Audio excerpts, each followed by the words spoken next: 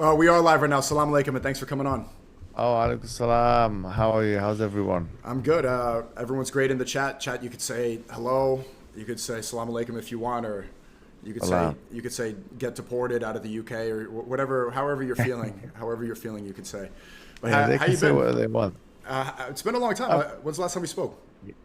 I don't know, man. I don't know. Yeah, you tell me.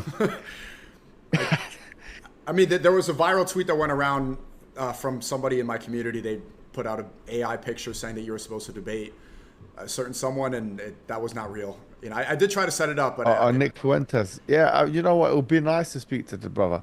Like, I don't know why I'm calling him the brother. It's to him, I mean, I would like to speak to him. It wouldn't be a debate. It would be a discussion. I think there's lots of things we've spoken about before, like that some of his views, which I would like to ask him questions about, relating to like race realism, relating to white nationalism, to immigration, obviously religion as well. yeah. I think it would be good to speak to Yeah, speak to him. it could be a good discussion. I mean, he did say on his last stream that he wanted to ban Muslims from America, and that surprised me because I thought we were friends. So that one was weird. Sure, that would be a good discussion. Yeah. Well, does he include within that the citizens, the American citizens, or? I think so.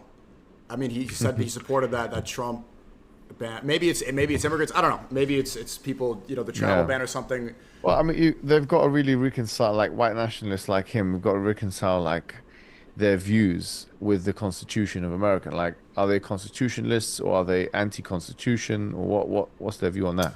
Well, I'm noticing so many of the people on the far right, they want to throw out the Constitution, and they're talking about a Catholic monarchy, which I saw in that debate with Mehdi Hassan. So much of their beliefs, especially saying that it should be only Christianity. It's like America started as a secular country with multiple religions, freedom of religion. That's part of the Constitution. Like that's the fundamentals. Was leaving that monarchy. It was never. In fact, all the founding fathers were Protestant. A lot of them were Enlightenment. Some of them were kind of atheistic. So it's just Yeah. the most No, patriotic absolutely. nationalists are actually un-American.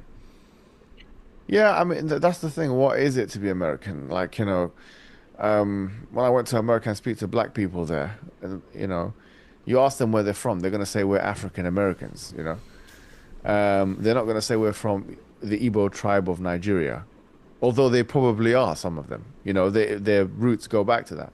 And I would wonder whether the white nationalists would extend their rhetoric to African Americans who've been around for hundreds of years in the country. And if not, then why not? And if they don't consider race to be the issue, then what is it exactly that they consider to be the issue? If it's religion, what if it's a white person who decides to be a Muslim? So there's very arbitrary now. It's like, you got the Constitution that they're disregarding. Not just you got the First Amendment of the Constitution. You got this amendment, that amendment. The Declaration of Independence that they are disregarding. They've got this, that. So what exactly is it to be an American? You have to be white. What about himself? Like, I understand that Nick Fuentes himself is not actually fully American. Maybe his dad is Hispanic or something. I don't know what he is. So is his father to be deported? Maybe he should be deported, actually. I mean, you'd be deported because not just because of your religion, but because of you're Filipino, But this, I that, was whatever. born. I was born in the city, New York. But they don't care. So where would I I mean, go? do they care about that? Am I going to Haiti, the Philippines? Am I like? Go back to the Philippines, of course. You go back to the Philippines. Why are you here? Yeah. This is a white country. I mean, what we need to understand. How white do you have to be? What if you're mixed race? I mean, this is another question. I've got lots I'm of part questions white. for I'm these part white European as nationalists. well. What I if mean, you're mixed technically, race, huh? I'm like 25% What do you do then? European. Hungarian, Polish. So it's technically I'm white as well, but people never consider me white. It's very arbitrary, and even Italians weren't considered white for a long time. So I mean, it's The thing similar. is, that's what I would love to know, what the principles at play are here. Like, what is it that defines a citizen of America, or whatever? Is it race? What extent is it race? If it's that, like, how much pigmentation do you have to have in your skin? Like, how white do you have to be? How much would it be considered a contamination if you're black? If that is a contamination to the white race, the white nationalist race. If you're from some other, so there's so many questions here that there's no answers to. I would love to know the answers to them. And you know, his some of his views. I haven't looked at exactly what he said about race realism and stuff, but I'd love to ask him about that as well because it's just the stuff he says. I know this, you know, it's a lot of it is just to get attention, and that's fair and good. But we have to look at these things academically and start, you know, scrutinizing them and just ask questions to each other, and that's what I want to do with him. I know I could hear it, in your voice that you want to have a discussion, and then, as Mohammed Hijab does, eventually intellectually discombobulate and humiliate. No, I don't want to humiliate him. I was honestly, I don't really have a personal grudge against this individual. He's not. He's been good with Palestine as well, hasn't he? Yeah, yeah, yeah. Yeah, so Yeah, but it's similar to what's going on in the UK because right now the United Nations Assembly is happening in New York City. Trump just spoke about Europe and saying that the immigration problem is, you know, they're too afraid to do anything about that. And obviously, Tommy Rubenstein, just held a big event in the UK, a very Britain first, where you saw Israeli flags being waved. Can you tell me a little bit about what's happening in Europe? Yeah, so like the UK has had immigration, a lot of it due to the fact that the West has decided to bomb the countries through foreign policy adventurism of the Middle East and Africa. And then the people who have now been displaced of said homes and places decide to go to a place where it's more economically functional for them and they have more prosperity.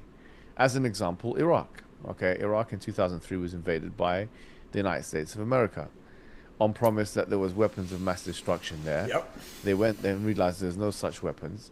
They killed 1 million people. They stole the resource of the land. And then you had lots of Iraqis going to Europe. And then they complain about these Iraqis going to Europe, but you have caused the conditions of your own suffering. Yeah. I mean, so they have caused the conditions of their own suffering. Afghanistan as another country. You've got many Somalians now here in, for example, the United Kingdom. I think it's the third or fourth most Muslim demographic.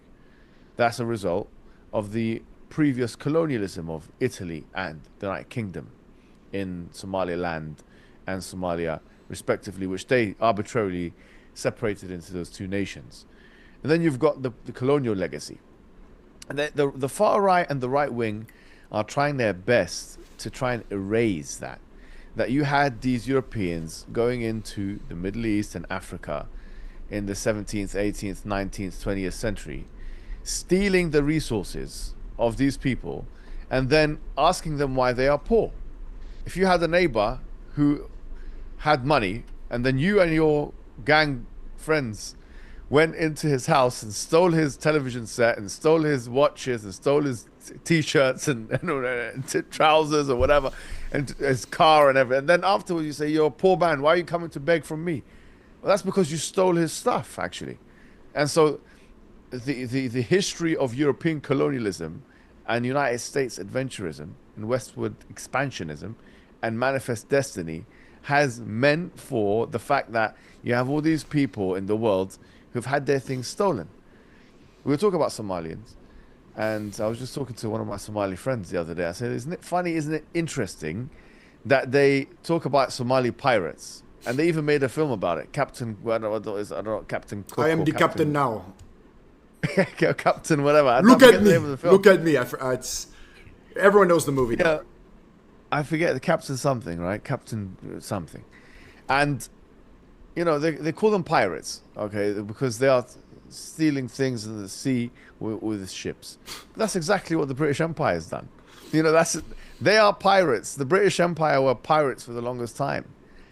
The Europeans have been professional thieves. They're just excellent thieves for the last 300 years. Professional thieves going into country, going into India, stealing the spices and sending it back to Manchester and sending it back to Birmingham and sending it back. Let's not pretend that these are bastions of freedom of speech and expression and they're so morally upright and excellent people. They've been stealing spices and oil and this and that and doing all. Yes, there's some good things about colonialism and they've done some railways and this and that. But don't invent the conditions of your own suffering and then ask us, oh, why is there an immigration problem?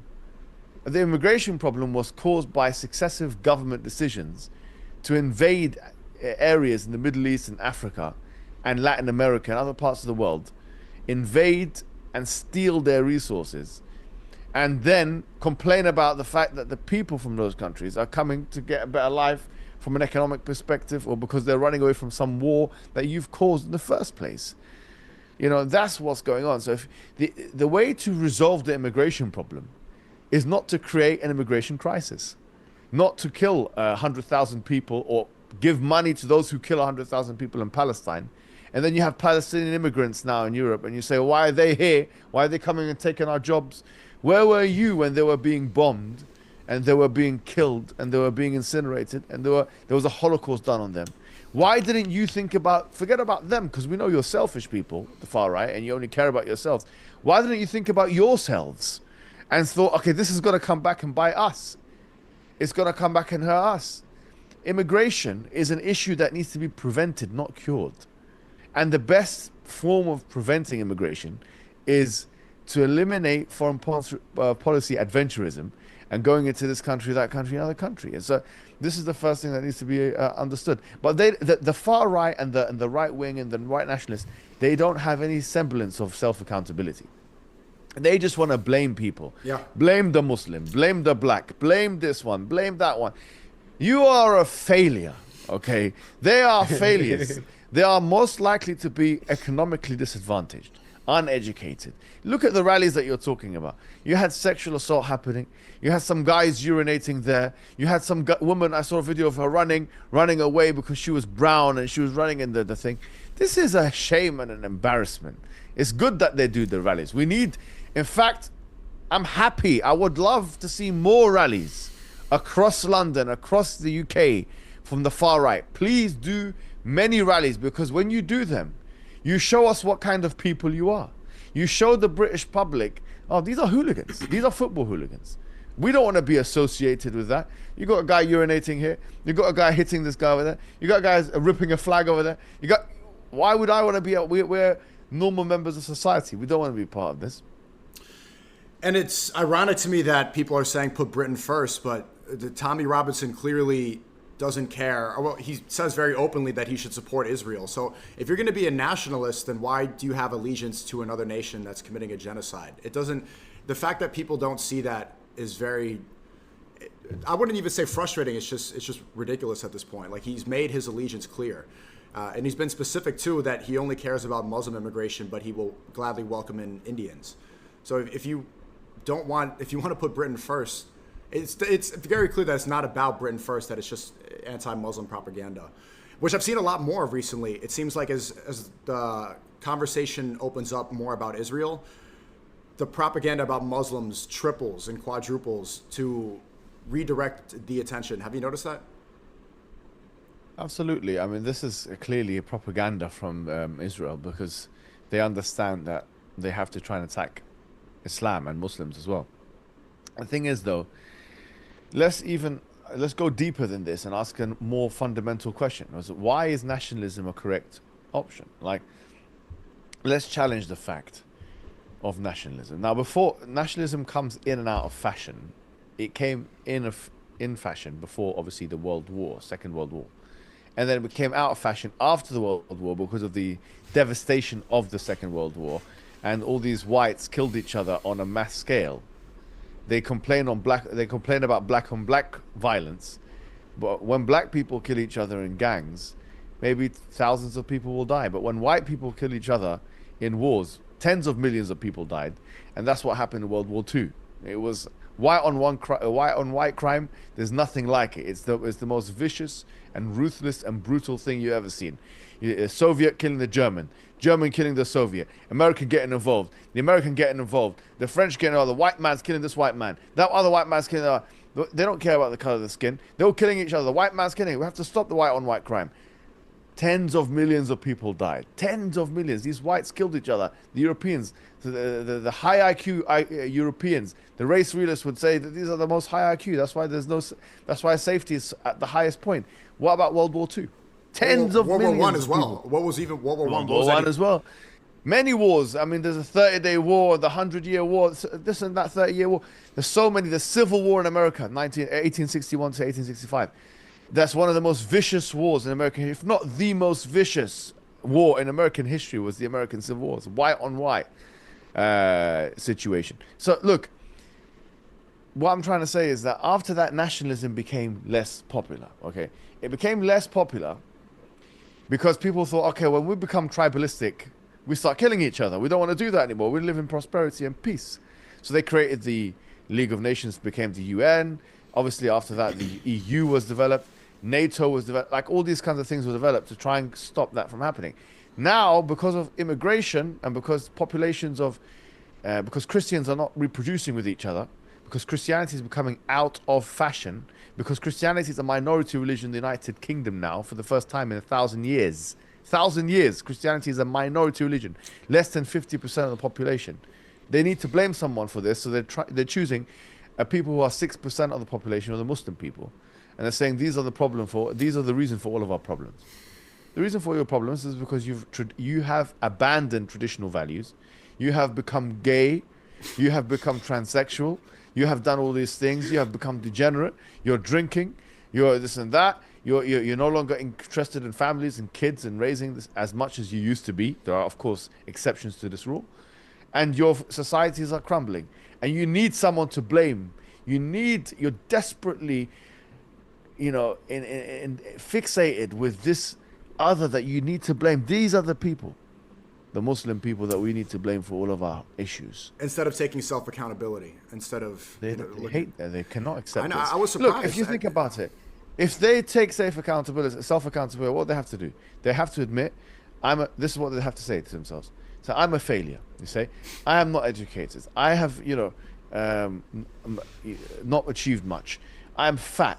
I'm this. I'm that. Why? The reason it's not because of this guy. It's because of me. I've been a failure of my life. Look at Tommy Robinson. Yeah, what has he like? Imagine. Look at his resume and CV.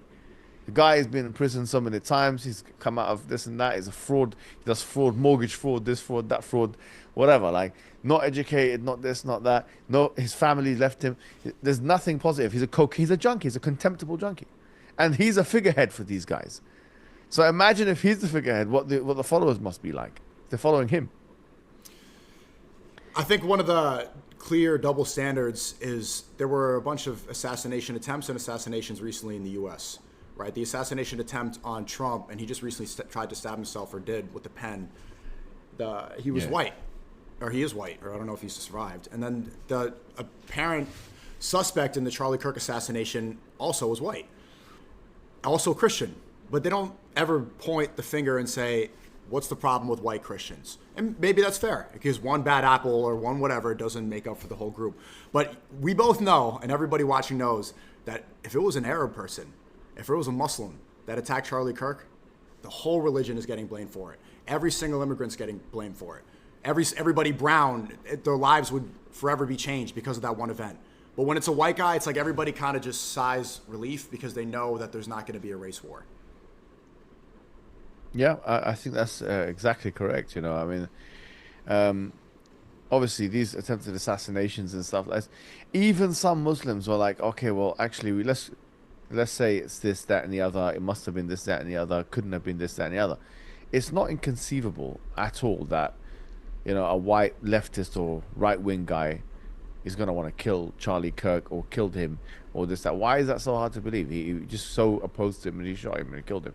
Now, I actually am very convinced with the Mossad conspiracy theories. I don't consider them to be conspiracy theories. I think that's what made me convinced with these theories was when Netanyahu started speaking and he asked questions, and then he's like smiling and this and that. I said, 100% this guy, he done it. Sorry to say that in my mind, that's how I thought about it. This guy, 100%, he killed him. He's the one who shot him. Not him personally, obviously, but he somehow in my mind. Now, obviously, I can't prove that. I'm not going to try and do Candace Owens things and say I've got any receipts. I don't have any evidence of this. But it just from body language, I'm looking at the way that Netanyahu is answering this. I believe that that's what happened. I think that they have that kind of reach and that kind of capability. And I think probably the reason is because he was starting to change some of his views. In fact, like Eddie from the Dean Show just made a video recently about his views on Islam, very surprisingly. And in fact, he started to become humble on the issue of Islam, Charlie Kirk. He started to say, like, I don't know anything, I'm ignorant. I was taught this and I was taught that. And so he started to actually speak to Eddie with some great respect, you know, and try to learn about the religion of Islam. So if that's the case, if he's trying to learn about the religion of Islam and these kinds of things, and they're seeing his communications and he's changing his views maybe on Israel as well, it's much worse for them to have someone like him change and turn than it is for someone like me to already have a position which everyone expects to have already as a Muslim. They don't care about me as much. Charlie Kirk for them was a big deal, you know. He was, you know, it makes sense for them to eradicate him from the playing field. He was probably the biggest figurehead promoting Judeo-Christian values in America. And for him to switch and for him to turn and change his opinion on that poses a great threat upon them. Not only did Netanyahu tweet maybe 1 minute or the same time as Trump and was one of the first people to tweet his condolences, but the next day, I don't know if you saw this, Mohammed Hijab, he went on Fox News and immediately blamed the assassination attempt on radical leftists coupled with radical Islamists. The following day. So the narrative, again, the us versus them mentality that we keep talking about, he tried to do the same thing he did with the weapons of mass destruction. That was Netanyahu who said that in front of U.S. Congress back then, who spread that lie to make us go to war with Iraq.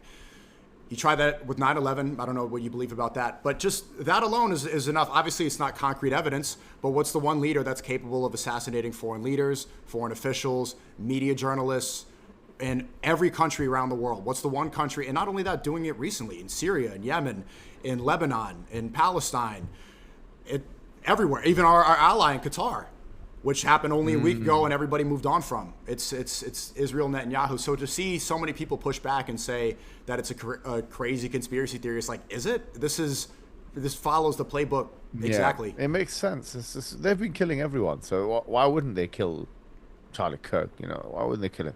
If they could, why not? This guy's going to change, kill him. The motive is definitely there, you know? Yeah. I've received a lot of pushback from, and I was kind of arguing with some members of my community and some close people, because immediately when I saw what happened, I tweeted prayers for Charlie Kirk and America and peace in America. And people started saying, you can't pray for Kufar. But the way I saw it was like Charlie Kirk became, as soon as he was assassinated, became bigger than himself. Now he's a symbol of something. He's a symbol of free speech, democracy. It's an attack on us. Even then, I disagreed with him so much, but you, Mohammed Hijab, you debate in the parks.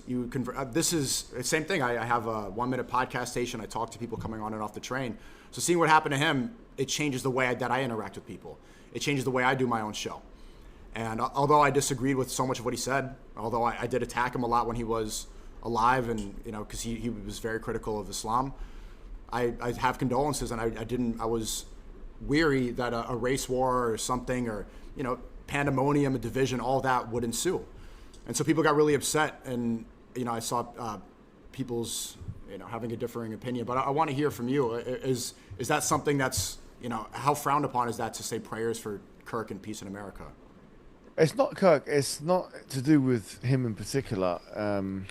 It's to do with what is the Islamic ruling on a Muslim making prayers, for example, for God to forgive such a person who's not Muslim. And the Islamic position is that that's not allowed. Now, it doesn't mean that just because you're not allowed to do prayers for them, that we know that they're going to hell eschatologically or anything like that. I'm not talking about Kirk now, I'm talking about anybody. Like, say, for example, if someone has a Christian mum and her mother dies, what's the ruling on praying for her to go to heaven or to forgive? The ruling is not allowed to do that, right? It doesn't mean we're saying that she's going to go to hell, because she might have had the wrong message. And I genuinely believe with Charlie Kirk, he didn't know what Islam was. He was rejecting a religion. He was rejecting a religion which he had no idea of. And for me, what proved that the most is the communications he had with Eddie from the Dean Show, because the communications showed rank ignorance from his side. He didn't know what Islam was. I'm convinced he didn't know what Islam was. He just heard like talking points from people. And I think many people in the right wing, in the Bible Belt in America, they don't know what Islam is. So the Islamic ruling on them from an eschatological perspective is we don't know whether they go to heaven or hell, those ones, because they have not received the message. However, in terms of practical, we cannot judge. We cannot pray for them. We're not allowed to pray for them. Okay, we're not allowed to pray for Charlie Kirk or anybody else, any other person. We can show respect. Charlie Kirk there's two issues with him. Number one, you've got the Christianity issue. Okay, so he's not Muslim, so you're not allowed to pray for a Christian anyway, right? And then you've got the other issue of him, the genocide issue, and he was pro-Israel and he was anti-Islam. He's actually, I came to see and realize that he said things about Islam as well. Okay, Yeah, he did. So the Sharia now has something to say about him. Okay, which is that he's not a normal non-Muslim. He is actually what he was referred to as a combatant or harbi. Or is actually No, he tweeted, just so that people know, that Islam is the greatest threat to Western civilization. And then I saw that tweet and I replaced it with Israel. Israel is the greatest threat to Western civilization. And they put that in the New York Post. Charlie Kirk was very, very anti and was trying his best to make it difficult for Muslims. I mean, maybe later on he realized more, but no, this is something that doesn't go away regardless of his assassination. He spread a lot of hate. I agree with your sentiment about, like, we don't want to see that happen to people we disagree with in the West, in the UK, the US, anywhere. This is not something we endorse, and we agree with the social contract, and we disagree with anyone who wants to break the laws. And we believe that if anyone, look, this is the deal we've made with each other. That the deal we've made with each other is that we're not going to be killing each other and hurting each other for expressing different beliefs and different viewpoints. That's the deal, and we don't want to live in a world, especially as unarmed minorities, okay, as Muslim people. We do not want. We are the worst subjects to be wanting a world like that, especially in countries like the USA, right? Where as unarmed minorities, we somehow want to live in a world where shooting somebody that you disagree with is an acceptable practice. That's not in anybody's interest, and it's not something we're calling for or want or anything like that. But what I'm discussing is more the theological aspects now, because you asked me a question about the prayers aspect. So Islamically, it's not permissible to pray for a non-Muslim if they're Jewish, or if they're Christian, or if they're atheist or Hindu. In fact, the Quran says that Abraham had a father who was non-Muslim. When we say Muslim here, Abraham obviously didn't believe in. We don't believe Abraham believed in Muhammad. We don't believe in any of that. Abraham was a prophet according to us, okay, and he believed in God, and he was submitting his will to God. That's what Muslim means. That's so the definition. He's someone who submitted his will to God. His father didn't do that. His father was a polytheist. He believed in multiple different gods, and because he loved his father, he would pray for him after he died, even, okay, and Allah kind of rebuked him for that, but he also acknowledged that that was because of his kind heart, okay. So I think the Muslims should be the same thing with you. Okay, well, you shouldn't do it, but I understand that you might have a sentimental attachment to this individual. So people shouldn't be too harsh, especially considering these are new rulings to you. You never heard this before to you. So, okay, well, I had heard that before, but I think what really upset me was that people were more upset at my tweet or the prayers or the condolences. Like the intentions are good, right? The intentions are to calm down the violent rhetoric that was then installed into the country, was to call for unity in a time where division was trying to be instilled by what we think was done by Mossad. So the fact that I got so much pushback from Muslims saying, no, you can't do this. It's like, if Charlie Kirk was trying to push a narrative that Muslims aren't compatible to live in the West, what you're doing is only helping that narrative. Like even Warner called me and apologized because he tweeted, and they used it in, there was an some guy anti-Islam who made a video and put it in the thumbnail. Warner tweeted, now that it's out there, he said, I'm praying for him to go in the hellfire. He's an enemy of Allah and an enemy of Islam. It's like, the optics of this are not good. Like, if you believe that, it's just not helping anyone. It's not helping the case. And also, you're playing into their hand by causing more chaos. I agree with that. Division. No, it's not. It's just about time and place. That's not a thing to say right now, especially considering we're unarmed minorities in the West. I mean, we're unarmed. Like in the UK, we said we're 6% of the Muslim of the total population. 6.5% Muslims are. In the US, it's like 1 or 2%. I don't even know. It's so much less as a proportion, and most of these Muslims don't have any guns. Even they don't even want to have guns in their house. So we can't be walking around as Muslims, minorities in the West, thinking that we're some kind of authorities here.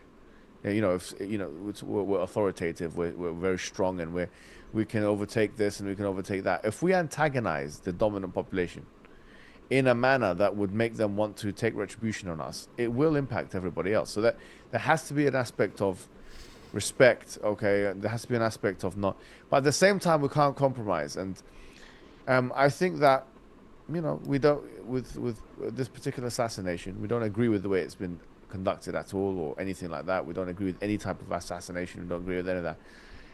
But if we're talking about Islamic rulings, and we're not allowed to pray for a Christian or a Jew or an atheist or a polytheist who has died. It's mentioned in the Quran, for example. I'll give you an ayah. I'll give you a direct quotation. Okay. Well, Allah says in chapter 60, He says, maybe in the 5th verse, something like this. It says, قَدْ كَانَ لَكُمْ في إبراهيم والذين معه قد كان لكم أسوة في إبراهيم والذين معه إذ قالوا لقومهم إنا براء منكم ومما تعبدون من دون الله كفرنا بكم. This is a very harsh verse, but I'm only giving it to you to show you the extent of it. وبدأ بيننا وبينكم العداوة والبغضاء أبدا حتى تؤمنوا بالله وحده إلا قول إبراهيم لأبيه لأستغفرن لك وما أملك لك من الله من شيء. Allah says in the Quran that you have a good example in Abraham and those who were with him when they said to their people, we are disassociated from you and what you believe. So he says, Abraham is saying, after he's done da'wah to his people, spoken to them, there were a group of them, they were hostile, they were disbelieving, they were rejecting. He says, I don't believe in what you guys believe. So in a way, I think these are the closest to the far right. The ones who, they tried to kill Abraham, they threw him in the fire, all these things. So the far right are like that to us now, right? They want to kill us, they want to remove us, they want to destroy us, whatever. So Abraham's attitude, and the ones who were with Abraham was, he said that basically, inna bura'a minkum. We are disassociated from. And he went further though. He says, وَبَدَى بَيْنَنَا وَبَيْنَكُمُ الْعَدَاوَةُ وَالْبَغْضَاءُ أَبَدًا حَتَّى تُؤْمِنُوا بِاللَّهِ وَحْدَهُ. That there now is enmity between us and you. We don't like you, you don't like us. We are enemies now. Yeah, until you believe in Allah and His oneness. So unless you become Muslim now, you join our camp. If you're going to stay in the enemy camp, yeah, and you're going to continue in your way, we're enemies. أبدا حتى تؤمنوا بالله وحده إلا قول إبراهيم لأبيه. Except for what Abraham said to his father, لأستغفرن لك وما أملك لك من الله من شيء. That I'm going to make istighfar for you. I'm going to ask forgiveness for you. So look, his dad died as a believer, but Allah is explaining that he still made some forgiveness. He still prayed for his father, who was one of the enemies. And then, so the point is, from this we can see. And then you go down, and there's, in verse 8, Allah gives us the key verse about how to deal with disbelievers. Allah says, لا ينهاكم الله عن الذين لم يقاتلوكم في الدين ولم يخرجوكم من دياركم أن تبروهم وتقسطوا إليهم إن الله يحب المقسطين إنما ينهاكم الله عن الذين قاتلوكم في الدين وأخرجوكم من دياركم وظاهروا على إخراجكم أن تولوهم ومن يتولهم فأولئك هم الظالمون. That Allah says, Allah does not forbid you to deal kindly and justly with those disbelievers, okay, who are not trying to A, kill you, or B, kick you out of your homes. That you are kind with them and that you are just with them, because Allah loves the ones who are just. Allah continues in verse 9. He says, Allah does, إِنَّمَا يَنْهَاكُمُ Allah. He does forbid you of being nice. إِنَّمَا يَنْهَاكُمُ اللَّهُ عَنِ الَّذِينَ. Allah forbids you of being nice in that way and being kind to those who try and kill you. Number one, they're trying to kill you. Number two, وَأَخْرَجُوكُم مِّن دِيَارِكُمْ. And they're trying to kick you out of your homes. وَظَاهَرُوا عَلَى إِخْرَاجِكُمْ. They were emphatic in their trying to remove you from your homes. And تَوَلَّوْهُمْ. That you would become allies with them. وَمَن يَتَوَلَّهُمْ. and whoever becomes allies with them, فَأُولَٰئِكَ هُمُ الظَّالِمُونَ, that they are the ones who are the oppressors. So Allah is telling us, this is the guideline of how Muslims are to deal with non-Muslims. The guideline is, if you're not trying to kill me, if you're not trying to kick me out of my home, I have to be kind with you, I have to be just with you, because Allah loves the just. But if you are trying to kill me, or if you're trying to kick me out of my home, then I'm not allowed to be nice with you. Then what was applicable before, what Abraham said, بَدَا بَيْنَنَا وَبَيْنَكُمْ الْعَدَاوَةُ وَالْبَغْضَاءُ أَبَدًا حَتَّى تُؤْمِنُوا بِاللَّهِ وَحْدَهُ applies, which is now we're enemies. So Islam gives you a guideline of when to be nice with people, the ones who are giving you the energy of respect, and they're not trying to kill you, and they're not trying to kick you out of your homes, and when to be harsh with people, the ones who want to kill you. And it's a very basic thing to be said, but that's it. So we as Muslims, with the far right, on the one hand, I appreciate the sentiment, which is that we don't want to antagonize the mainstream because we're unarmed minorities. That's true. But on the other hand, so too was Abraham and those with him, unarmed minorities, yet they went against the far right of their day. They went against the ones who wanted to kill them and remove them from their day. And they didn't care. They came out just open-chested and said, you do your worst, because at the end of the day, we're enemies now. So to Tommy Robinson and all of it, we're enemies now. That's it. There's beef now. So if you come swing and you come to us and you get violent and volatile with us, trust me, we're going to return the favor. We are going to return the favor. We're ready for you. In any capacity that you want to bring it, we're ready for you. That's how we are. I'm sorry to say, I'd rather die, get shot here and shot there and shot there as well. Boom, boom, boom, bam, bam, bam. Boom, boom, boom, boom, boom, boom, boom, boom. I'd rather die like that, bang, like that. I'd rather die like that. Believing in Islam, yeah, and protecting in what I believe in, and having the dignity, standing up for it, then to live 1,000 days as a coward who couldn't say a word to the oppressor or to this person or to that person. No. Trying to appease the far right, or trying to appease far right what? You want me to believe, this guy wants me to believe that he's better than me because of the color of his skin? This other guy wants me to believe that I have to leave the country that I grew up in? Okay, come and take me out then. I want to see this. I've never seen. One of you come, pull me out of the house. I'm ready. So the point is, I'm saying that there's limits. We as the Muslim community also have limits. You know what I mean? We also have limits. We're not going to just take it. You're not just going to talk like that. You try and do something, come to our communities. You come to the areas where there's Muslim majority. Go to the areas in Holland, in you know where to go. In London. I've never seen this far right in certain areas in London, you know. They try and come and then they get removed if they go to those areas. They go to like the areas with a lot of ethnics and this and that. I've never seen them there. Why are you going to those areas outside of Epping Forest and this and that?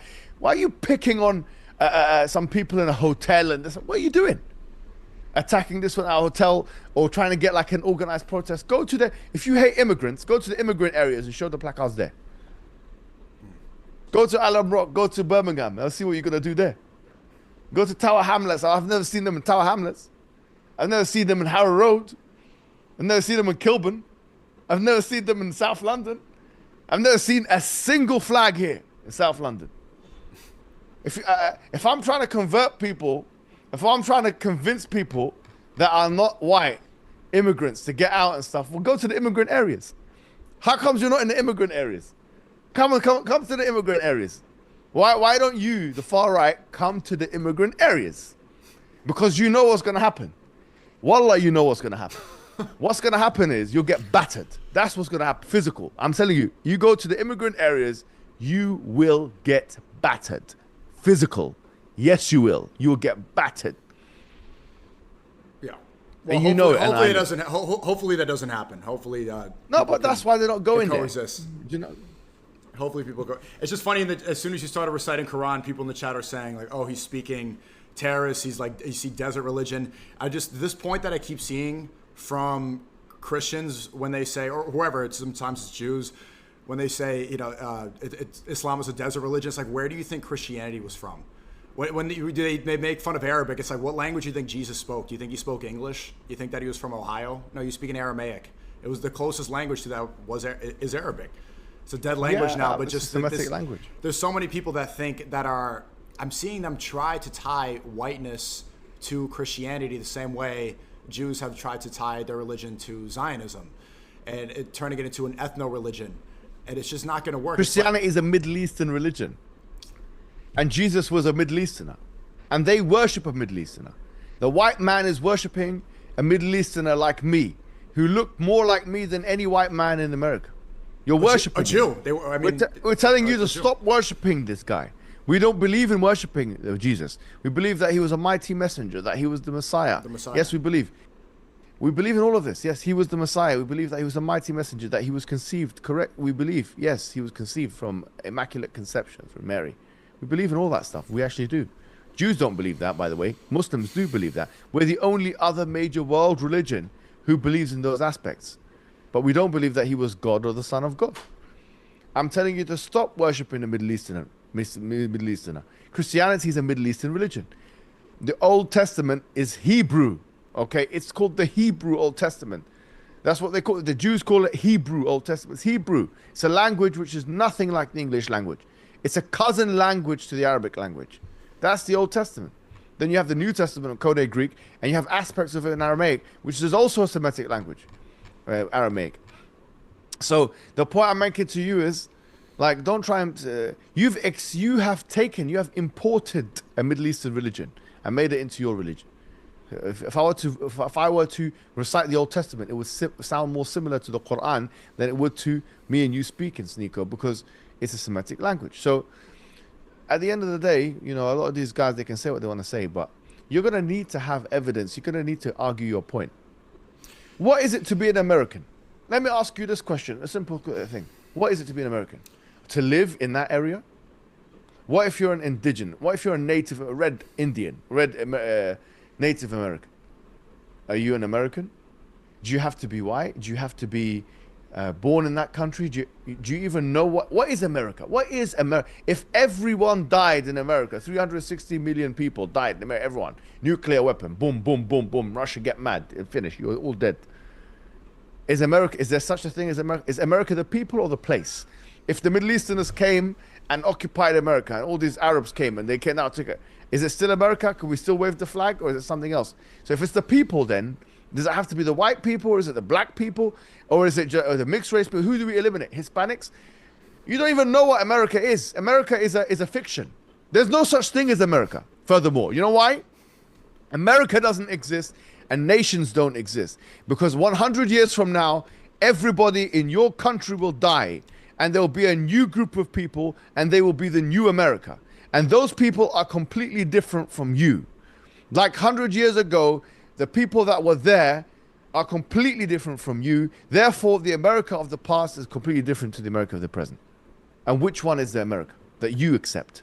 Because I assure you, you would probably live in any Middle Eastern country or African country than go back 100 years and live in the America of the 1900s.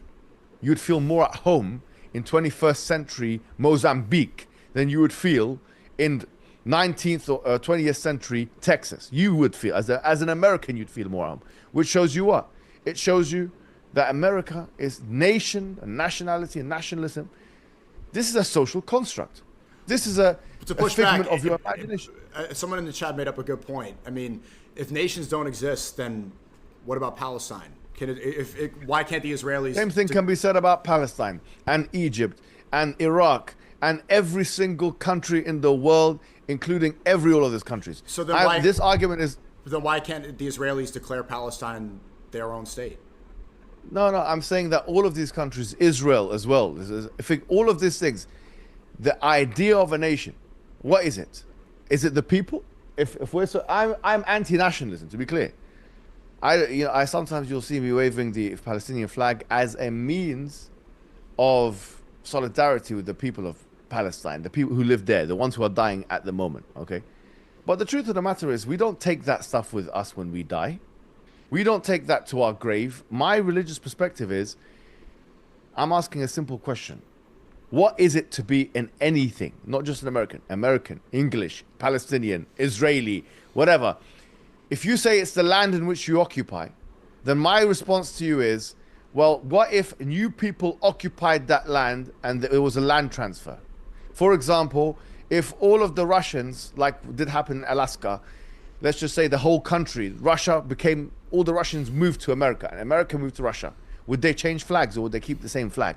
Would they say this new Russians, would they say that they are Americans? Or would they say that now actually we're Russians, Russia has changed locations? Okay, you would say, I think the most coherent thing you could say is the people are what make it. But the people are different today than they were 100 years ago. And their beliefs are different and their ideology is different and everything is different about them. But if that's the case, then the immigrants are part of the country because that's the new people. The African Americans now are part of the country. Then Americanism is not tied to whiteness anymore, just as much as Britishness is not tied to whiteness because the people keep changing.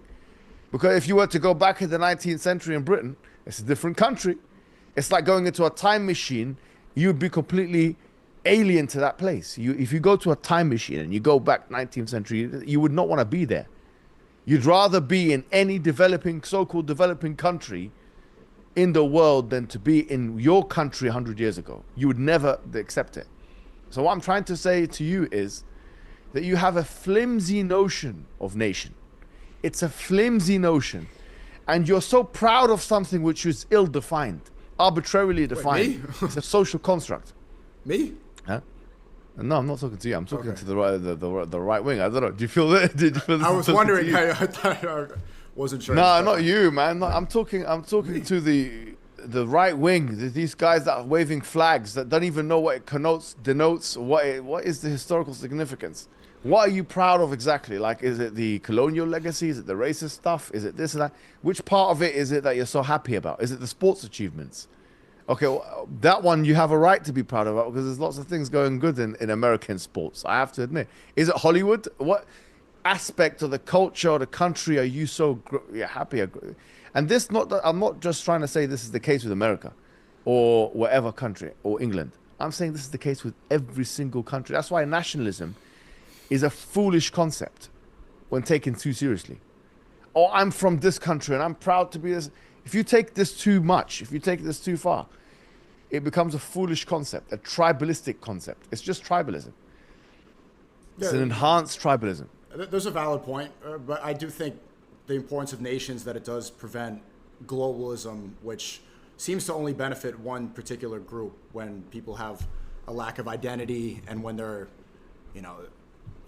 more easily controlled if they're not nationalistic. Obviously, it does lead to tribalism. It does lead to war and conflict in the North versus the South. That's inevitable. But some form of nationalism does prevent complete globalism, which is... that's fine so long as people don't take things too far and you're so proud of a concept which is so fluid. It's like you're so proud of a definition that keeps changing. What it means to be an American today is completely different to what it will mean. Forget about 100 years ago, 10 years from now. I used to watch this sitcom when I was younger called Friends. I'm sure you're aware of it. Yeah, Friends. Yeah. I heard that they're not even putting that on nowadays because it's offensive to some people. No. Like the left, some leftists are very offended by this. Some of the remarks there and the jokes and which is a very mild show overall. I mean, that was mild. I heard this. Look, things have changed so dramatically in 10 years, in terms of the rise of the far right, also the far left, the transgender movement. All this stuff is part of the American culture. You can try and delete that all you like.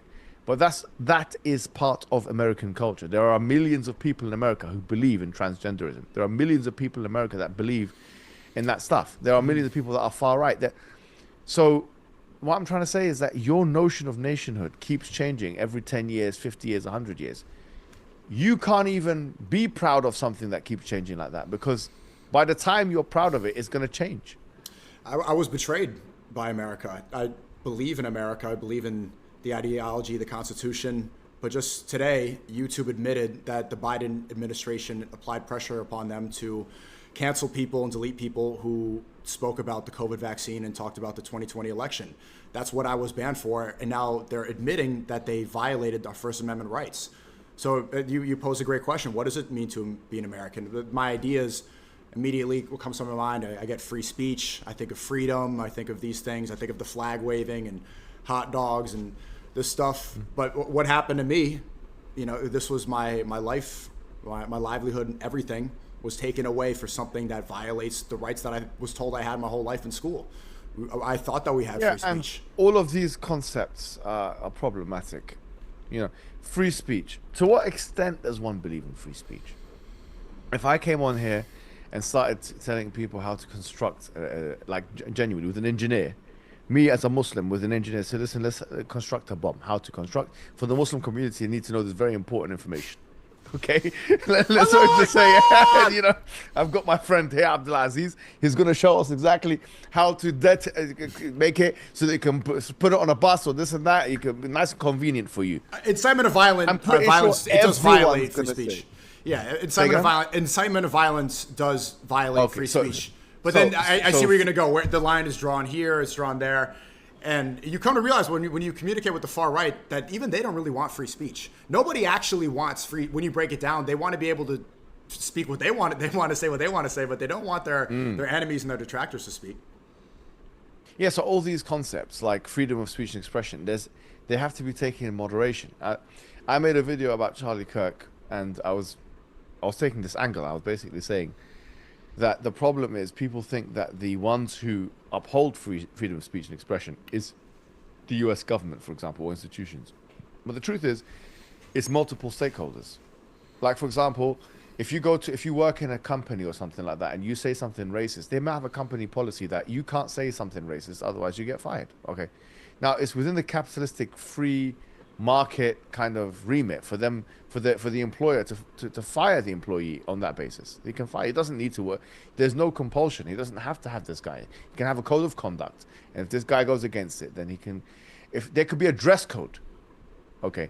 If a woman comes in with a bikini into a bank, this guy can decide, look, you can't work here no more. She can't say, well, this is an infringement of freedom of expression. She can't say that because it's not going to be respected in any court of law, that kind of petition.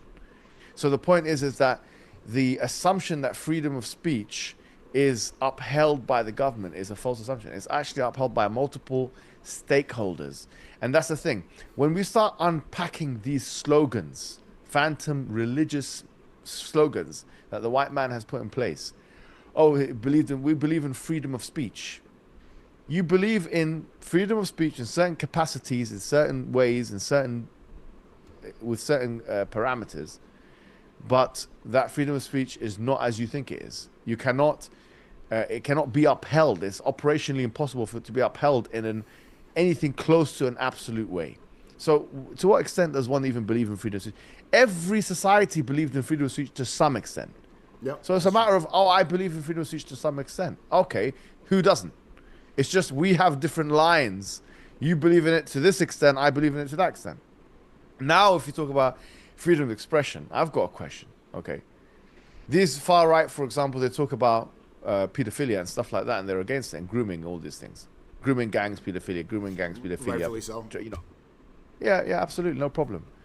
But then that contradicts aspects of freedom of expression. Let me explain. Because they would say, okay, well, you can have freedom of expression, blah, blah, blah. I say, okay, so long as you don't harm anybody else, we accept. But now AI has allowed you to create child, films and stuff like that of a sexual nature, yeah?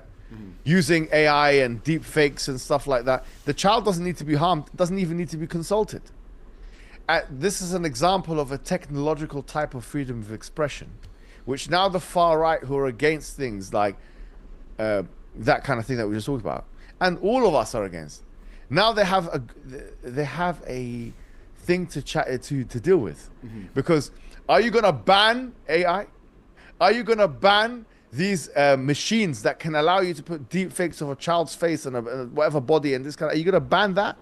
The moment you ban that, that's an aspect of freedom of expression that you've curtailed, and even this aspect of freedom of expression that you've curtailed is not antithetical to the harm principle, because the kid is not being consulted nor they're being harmed. So if you put them in a dilemma, you say to them, okay, the kid's not being harmed because the kid's not involved. You take a picture of the kid without their permission, and you create an AI image of them, sexual one. According to you, if you're a believer of freedom of expression, so long as it's not against the harm principle, this should be somewhat acceptable to you. So you have to choose between freedom of expression, your God, yeah, you're religious, you pray to freedom, this thing, freedom, you pray to him. You go around the Kaaba of freedom of expression. You go around the Kaaba of it, the black stone of freedom of expression. You have to now choose whether you want to maintain that or whether you want to remove the AI generated things which make it possible for you to create images of a cartoon image or this and that deep fake image of a child in this context. So what I'm trying to say to you is that this is not a matter of rules and exception. There are so many exceptions that has now become the rule. Now we have to reassess the whole system. Now we have to look at the whole thing and reassess this idea of Western white man idea of freedom of expression in a critical light. And we say, okay, well, we believe in some extent of freedom of expression, certain context and whatever. No, we would remove that. We would, okay, khalas, then you don't believe in freedom of expression so long as it doesn't contravene the harm principle. Because you have just given us examples of situations where it's possible, where the harm principle is not contravened in any meaningful way, wherein which you also don't want freedom of expression. So freedom of expression can be removed or otherwise inhibited in a context wherein which the harm principle is not being violated, which means that now you've gone beyond social liberalism and you have rejected an aspect of freedom of expression and freedom of speech. So the point is that they've made this stuff, it's just freedom. I believe in freedom of speech. Okay, fine, I believe in it too in some context, but in some context I believe in it. There's no logical reason why I should believe it in the context that you want me to believe in it. So someone will come and say, well, you have to believe it in this context. You should allow this and you should allow that and this and that, pornography, this and that's what you allow it. Tell me why I should allow it. Give me logical reasons, epistemological, from the base up. Give me reasons why this is an objective morality which I have to follow. Don't say, I believe this, you should believe that, and you should prove yourself now. It's time to evidence what you believe. You can't just say, I believe this and I believe that. You're a blind follower. You're a sheep. If they say that, this and that, I say you're a sheep. That's it, simple as that. You're following a tribe, you're following the white man, you're following the colonizer, so that's it, simple as that. You are a sheep. You have nothing to offer. You are parroting the words and the expressions and the slogans of white men who wrote books like On Liberty, like John Stuart Mill. You have no thinking process at all. You're more deluded and more that you are more actually engrossed into what you believe in than any religious person can ever be, because you don't even know that what you believe in is religious. It's a fiction, it's religious, it's mythology, it's not based on science, it's not based on maths, it's not based on logic, it's based on aesthetic value judgment. The sensibilities of the elite philosophers of the 20th century. You are following a religion which is based on the sensibilities of the white man of the 20th century. And you don't even realize that you're following that religion. And that's what you need to remove. La ilaha illallah, and this is what we tell to the far right, is we believe in La ilaha illallah. We believe that there's no God worthy of worship except for the one, the creator of the heavens and the earth. La ilaha is negation, and illallah is affirmation. So we negate all of those false gods and false concepts and statues and idols that the West believe. We negate it. And we stand in opposition to those who want to stand in opposition to us. In firm, vehement opposition, fierce opposition. That's our stance, simple as that. And we affirm also that Allah is one, that God created the heavens and the earth, and we follow the laws of Allah. And we can prove Islam to be true using rational inquiry and evidence. Unlike them, you cannot prove liberalism to be true, classical liberalism, freedom of expression, all these holy cows that they believe in. It's a holy cow. Sometimes you got to slaughter the holy cow. I'm sorry to say. You got to slaughter the holy cow. Because if they keep... Yeah, you know what I mean? To the Hindus. I've already been in a legal case about this and that and the other, but the point I'm saying is that You know, sometimes you got to slaughter it, and that's it. And we think that the Hindus are the ones with the holy cows. No, the white man is the one with the holy cows. The holy cow of the Hindu is more identifiable. At least the Hindu knows that this is a cow, and he understands what that is, and he probably understands. Frankly, a Hindu probably knows that this doesn't have any magical powers. This cow here. It is. Probably, It is. But the white man doesn't know that. The white man, his holy cow's an idea, and he doesn't even realize. The Westerner, he doesn't even realize, oh, freedom of expression. Have I even questioned this thing? The implication, what is this freedom of expression? What is it? Have I even questioned freedom of speech? Have I even questioned the idea of Americanism? All of these are holy cows. Statue. And once you just give it a little bit of, you get the axe of inquiry, and you start chipping away, you start realizing the statues start crumbling quite quickly, actually. Oh, wait a minute, why is this thing falling down? This thing is nothing, you got nothing. You guys have got nothing to offer. I'm just doing that, I'm not even putting the axe on it. I'm slapping the statue and it's crumbling. Because nothing is, so to say, I'm slapping the statue. I'm just asking a question here about freedom of expression about pornography. Oh, the whole thing dropped. It's going down in the first round. I touched this one here, I just touched it on this little statue here, freedom of speech. Oh, touch that one there, drop. This one here, Americanism. I'm such a great American. Oh, touch it. Oh, it's on the floor. What is it to be American? I don't even know. It's a social construct. Oh, a British English flag, this and that, whatever. And then I touch it and I tell you, what is it to be British? And you realize there's not even a defined, objective, static, anchored thing of what is it to be British. You don't even have a definition. None of these guys, I dare you to go to any of these far right and say, what is it to be British? None of them will have a coherent answer. I assure you, if you ask 10 of the far right, what is it to be British? They'll give you 10 different answers. Oh, it's to believe in British values, mate. What is it, the British values? Oh, freedom of speech and expression, of course. Freedom of expression. You know, that's what you got to believe in, mate. We believe in freedom of speech and expression, mate. All right, well, what is it? This freedom of speech, as we just mentioned, certain criticality, and start asking some questions about freedom of speech and expression. The extent to which, can I do this? Can I do that? Can I do this? Can I do that? No, mate, you can't do that, mate. That's incitement to violence. Oh, you can't do that's plagiarism, mate. That's copyright, mate. You can't do that. You can't yell fire at it. You can't do that. So what is the freedom of speech? Oh, you can't make a pornography image of this. What? So the holy cow is destroyed. This holy cow. And that holy cow. And we slaughtered that one. And we killed that one. And we destroyed that one. So, I mean, at the end of the day... And despite your criticisms on British and American and, you know, the white man, you do have a very good grasp of the English language compared to most people. That's kind of funny how that works. And I usually don't do this. I have more questions. I do have to... I'm just going to go to the bathroom really quick. But before I go to the bathroom, can I ask you, who invented 2 plus 2? 2 plus 2 was never invented. It was Really? language.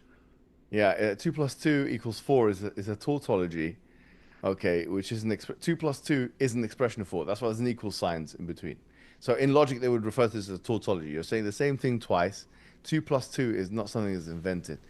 I think I spoke to one of your friends about this kind of thing. I think he didn't know about this. No. But I thought 1 equals 3. Oh, that's another issue. That's right. I'll come right back.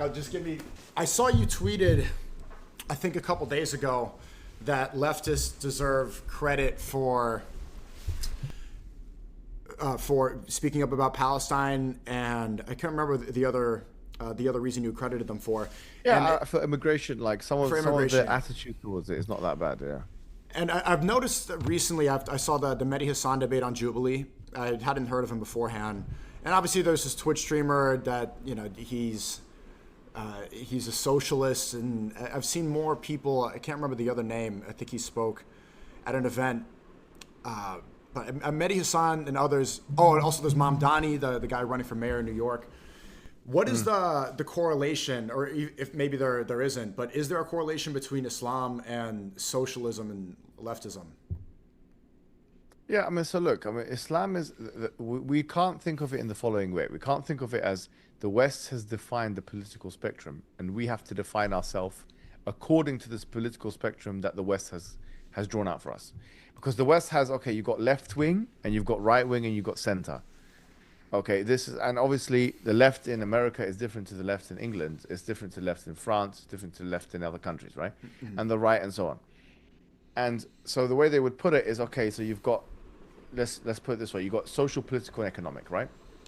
So you can be socially, you can be socially liberal, but you can be fiscally, for example, conservative, or you can be the opposite. Like a conservative fiscally would be a classical supply side type of economist. Like they would believe in minimal state intervention. They would believe in limited government or something. That's how I would see it. Like classical economics, people like Adam Smith. That is more of a classical liberal position. I'm not talking about liberal with a big L. I'm talking about classical liberalism, which is a different thing. So left-wing positions are not that. That's more Keynesian economics. So, for example, Keynesian economics would be long-term planning and redistribution and taking large taxations and that kind of thing. So, look, that's their understanding. They've got the left and they've got the right and they've got the center. Islam is above and beyond and transcendental and completely not interested in that. It came before that.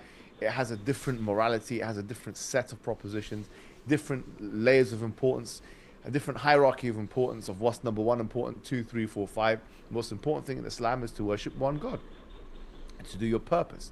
That doesn't really fit in anywhere in the political spectrum. Although some people on the right could say, well, we're more religious. But that's it, really. For us, the most important thing is one God. Then after that, it's, for example, the community, the Muslim community, the family. You know, your mother, your father, or your brother. This is very important in Islam. So we have a hierarchy of needs. We have a hierarchy of important things.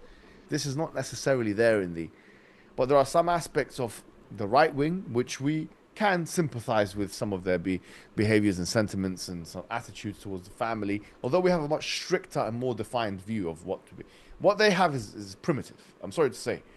These whites, supremacists and others, they have a primitive system, far right and all that. We don't need to look at that because, with all due respect, like, for example, they've been around for, like, the superpower of America has been around for 30 or 40 years. They haven't really achieved much, and they're in a decline. They're one of the weakest superpowers, pound for pound, in world history. The Ottoman Empire was from 1299 to 1924, and it peaked probably somewhere around, the 1400s, 1453, let's say, from the conquest of Constantinople to somewhere around the 1800s. That's a long time for a superpower to take that. That has credit. That operates on the basis of Islam. America's been around as a sole superpower for about 31 years, 32 years, if you consider the fact that the Soviet Union was dissolved in that time. So it wasn't a bipolar system, it was more of a unipolar system. They're not in a position to be arrogating to the world about what works and what doesn't work. You've got 30 years as a superpower. In superpower lifespan, that's one of the youngest. And already China is overtaking. Go to China and see what China's doing. China is starting to overtake on key parameters, the United States of America. They are starting to overtake technologically. They are starting to overtake infrastructurally. They are even starting to overtake in some aspects militarily. Some aspects, not obviously all. Culturally, that's a weakness for them, to be honest. But that they are getting overtaken on some aspects by one country, which is China. They're not in a position to be arrogating to us, do this and that. Where does Islam fit into our paradigm? And we've got the left, we've got the right, we've got this. Where's Islam in this? Islam is above it and beyond it. And it can go on the floor. It's nothing. This is nothing. We break it, we smash it, we spit on it. This is nothing to us. Their primitive moralities are something we have nothing in. We're not interested in primitive moralities of the Western world. It's primitive morality. The West has excelled excellently in the fields of science and technology. But as Carl Jung said, they are technological giants and they are moral dwarfs. So I'm sorry to say, we'll give you credit on this angle, but we will not give you credit there. We know what we're talking about in this situation, even though technologically the Muslim world is not anywhere near where it should be, and it's the weakest position it's ever been in 1,400 years, and Muslims need to wake up. But we'll give the West credit for what they've done in science and technology, but when it comes to morality, they have nothing to ask us. They have nothing to ask us, they have nothing to say to us, they have nothing to arrogate to us, they have nothing to anything to us. We don't need it. We have something greater. We have a guide book from the creator of the heavens and the earth. Allah, the one who created the heavens and the earth, Alhamdulillah. telling us how to live our lives, day-to-day lives, how to be with our wife, how to be with the husband, how to be with the mother, how to be with the father, how to be in the family, how to eat, how to drink, how to worship. This is we believe in. And that's why Allah says He puts an open challenge in the Quran. قُلْ فَأْتُوا بِكِتَابٍ هُوَ أَهْدَى مِنْهُمَا أَتَّبِعْهُ إِن كُنتُمْ صَادِقِينَ. Get me a book that is more in guidance than the Quran and the Torah, and I will follow it. They have no guidance. We know that when they follow their way, their moralities, they become depressed and anxious and sad and all this, and their life is rubbish. They're not, I would never want to live a life of a Western man. Their lives are not, I look at them and I feel sorry for them. Manipulated by women. They're attacked by the woman. They're getting the sexual diseases, left, right, and center. Gonorrhea, the syphilis, this, that, the other, whatever. You know, I'm sorry to say. And I see them all the time. I walk around drunk, escapism, trying to get away from life with the drink, trying to do this, why would I want to live like that? You've got nothing to offer me. I mean, here's the thing. What enjoyment can I get from being a non-Muslim? What can I do as a non-Muslim that I can't do as a Muslim? Oh, sexual intercourse with multiple women. Well, I can do that as a Muslim, actually. I'm sorry to say, I can. Or what is it? What else? You can drink. Well, it's horrible. I wouldn't want to drink and get a headache, this and that. Don't want it. Okay, well, you can think of something. Or go to a club, start dancing. It's not haram to dance. I can dance already. I can. Yeah, it has to be loud music. It has to be like, what really are you offering? There's nothing I can't.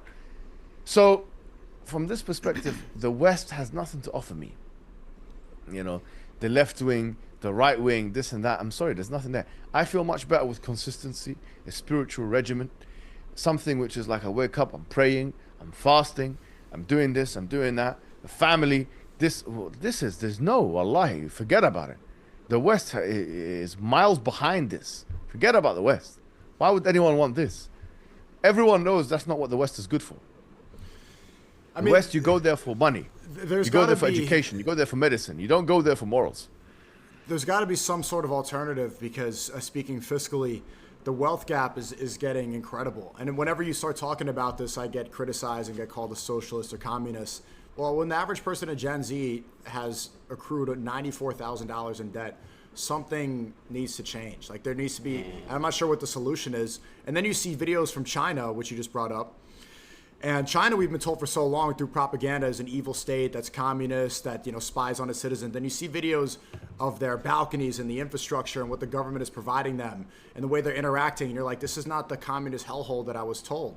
So, I mean, this is a place that's, if we're looking at the long-term play, if we're looking at the chessboard, China will definitely beat us or beat the West in a conflict when that inevitably happens, maybe 40, 30, 50 years in the future. China they're looking almost unstoppable. And one thing that they're able to talk about is how the West has been completely controlled by Israel, right? This one nation that's extremely strong, that's not involved in all these conflicts on the other side of the world.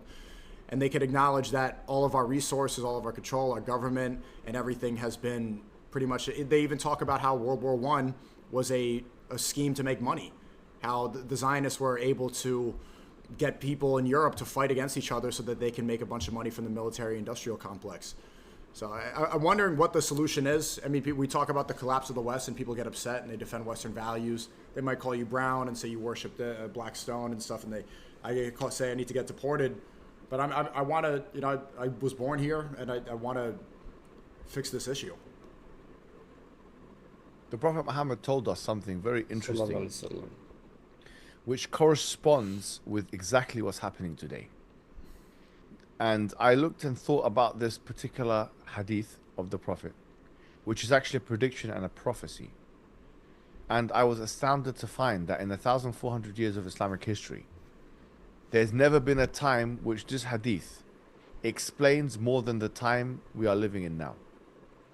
And this answers your question as to what the solution is to the problems that we have, because it also outlines the problem.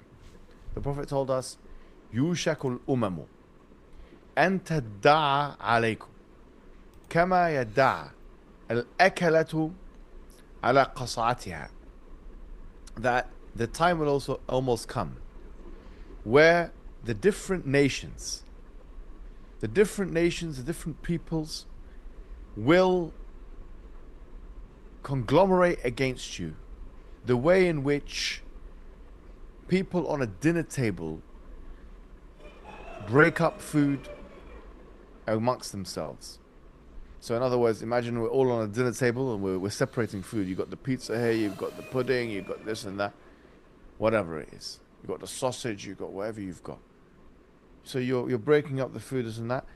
The Prophet is telling us the people will deal with the Muslims in that exact way.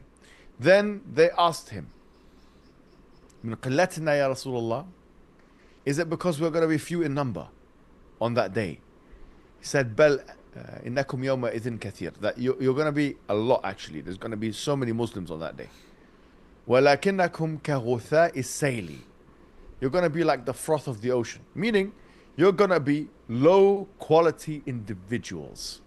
Now, this is an area where actually there is some truth in the far right criticism. Now, I'm sorry to say, to break it to the Muslims as well, because I've been attacking the West. But we also have to self-account as Muslim people. Clearly, this is talking about us. The Prophet is telling us himself, you and I are like froth. We're weak. We're low quality individuals. And then, وَلَيَنْزَعَنَّ اللَّهَ الْمَهَابَةَ. Allah will remove, and subhanAllah, listen, look how specific this is. Allah will remove the awe and the fear from your enemies' hearts. Okay? And then they asked the Prophet, what's the reason for this? Now, we've got to the problem. The problem is they're dividing our countries. They're taking different sections of land. They're making it Somaliland and Somalia and Iraq and Syria and Lebanon and all this. If you look at the Sykes-Picot Agreement, literally there's straight lines everywhere in the map. It was not naturally like that.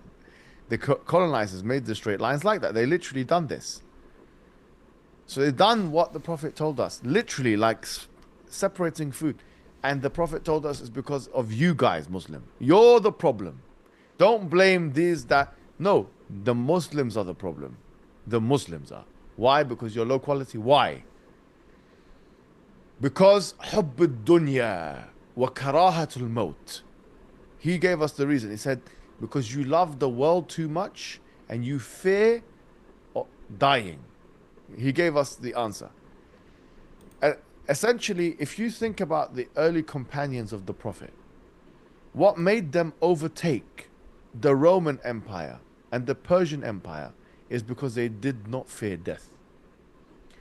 Barnaby Rogerson, who is a historian, he's trying to tell you the similitude of the early Arab Bedouins overtaking the Persian Empire and the Roman Empire. He said the similitude of those Arabs overtaking the Persian and the Roman Empire is like Eskimos overtaking Russia and America. They could only do that because they had that courage that was due to unwavering faith.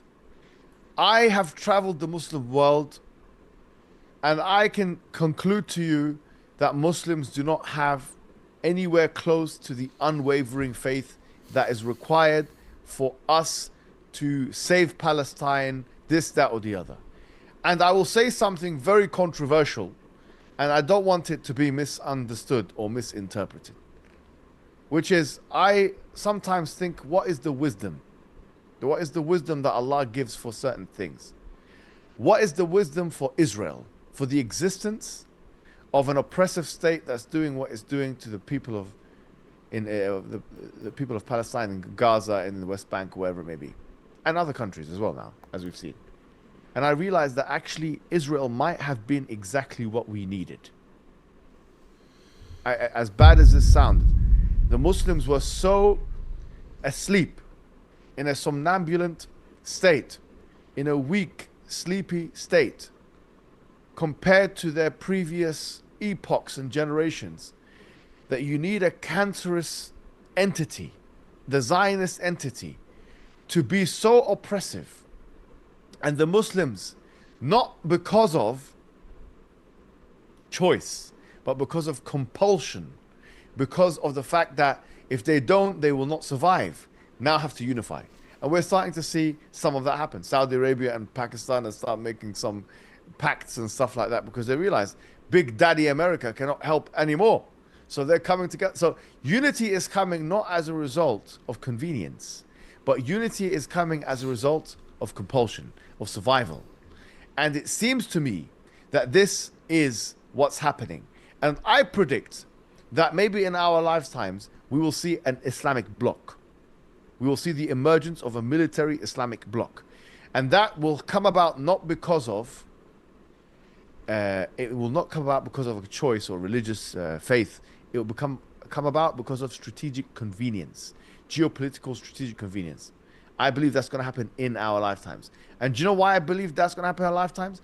Not because I said, but the Prophet Muhammad told us actually this.